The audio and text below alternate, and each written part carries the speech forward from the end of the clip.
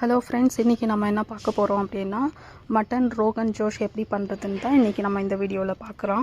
வாங்க வீடியோக்குள்ளே போகலாம். இதுக்கு நான் வந்து ஃபஸ்ட்டு ஸ்பைசஸ் எல்லாம் நான் உரலில் போட்டு இடித்து எடுத்துக்கிறேன்.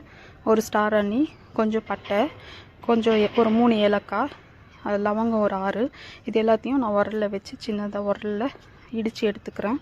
இந்த அளவுக்கு பொடியாக இடிச்சிட்டு ஒரு குக்கரில் கொஞ்சமாக நம்ம எண்ணெய் சேர்த்துக்கலாம். எண்ணெய் சூடானதுக்கப்புறமா வந்து நம்ம ஏற்கனவே இடித்து வச்சுருக்கோம் இல்லைங்களா, இந்த ஸ்பைசஸை எடுத்து இதில் போட்டு வதக்கிக்கலாம். இது வதங்கினதும் ஒரு பச்சை மிளகா சேர்த்துக்கிறேன். பச்சை மிளகாவையும் நம்ம நல்லா வதக்கிக்கலாம். வதக்கிட்டு 3 வெங்காயம் வந்து பெரிய வெங்காயத்தை நான் பேஸ்ட்டாக அரைச்சி அதையும் நல்லா வதக்கி எடுத்துக்கிறேன். இந்த வெங்காய பேஸ்ட் வந்து ஈரப்பதம் எல்லாம் போகிற வரைக்கும் நல்லா ட்ரை ஆகிற வரைக்குமே ஃபுல்லாக கோல்டன் ப்ரௌன் ஆகிற வரைக்கும் நம்ம வதக்கி எடுத்துக்கலாம். நம்ம வதக்கிற ஒரு ஐட்டமும் பார்த்திங்கன்னா எந்த அளவுக்கு நல்லா ஃப்ரை ஆகுதோ அவ்வளோவும் நமக்கு வந்து ரெசிபி டேஸ்ட்டாக இருக்கும். அடுத்து 3 ஸ்பூன் இஞ்சி பூண்டு பேஸ்ட் சேர்த்துக்கிறேன். சேர்த்துட்டு இதையும் பச்சை வாசனை போகிற வரைக்கும் நல்லா வதக்கி எடுத்துக்கிறேன்.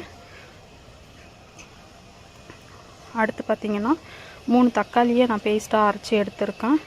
நாட்டு தக்காளி எடுத்துருக்கேன். அந்த 3 தக்காளியையும் நல்லா வதக்கி அதையும் நம்ம பச்சை வாசனை போகிற வரைக்கும் ஃபுல்லாக இந்த பதத்துக்கு வதக்கிட்டு கொஞ்சமாக கொத்தமல்லி இலையும் புதினா இலையும் நான் தூவிட்டு இதை நல்லா மிக்ஸ் பண்ணிக்கலாம்.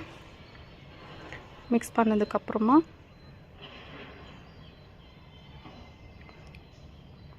ரெண்டு ஸ்பூன் ஜீரா பவுடர் எடுத்திருக்கேன். 1 ஸ்பூன் தனியாத்தூள் எடுத்திருக்கேன்.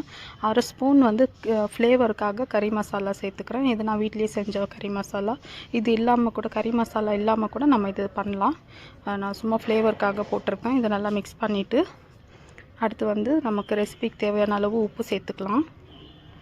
உப்பு சேர்த்து மிக்ஸ் பண்ணிக்கலாம். மிக்ஸ் பண்ணிவிட்டு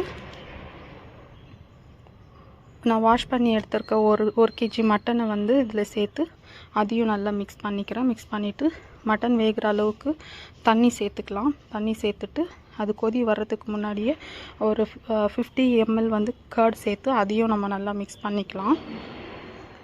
இந்த தயிர் வந்து நம்ம கொதி வர்றதுக்கு முன்னாடியே சேர்த்துக்கணும் ஃப்ரெண்ட்ஸ்.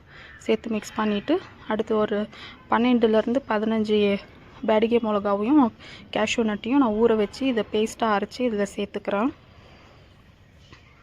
சேர்த்துட்டு நல்லா மிக்ஸ் பண்ணிக்கலாம். மிக்ஸ் பண்ணிவிட்டு இப்போ நான் குக்கர் லாக் பண்ணிக்கிறேன் ஃப்ரெண்ட்ஸ். குக்கர் லாக் பண்ணிவிட்டு ஒரு 20 to 23 மினிட்ஸ்க்கு இது நல்லா வேகட்டும். வெந்ததுக்கப்புறமா ஸ்டீம் எல்லாம் போனதுக்கப்புறம் நமக்கு இப்போது ரோகன் ஜோஷ் ரெடி ஆகிடுச்சு ஃப்ரெண்ட்ஸ். இந்த வீடியோ உங்களுக்கு பிடிச்சிருந்தா லைக் பண்ணுங்கள், ஷேர் பண்ணுங்கள், சப்ஸ்கிரைப் பண்ணுங்கள். தேங்க்ஸ் ஃபார் வாட்சிங் த வீடியோ.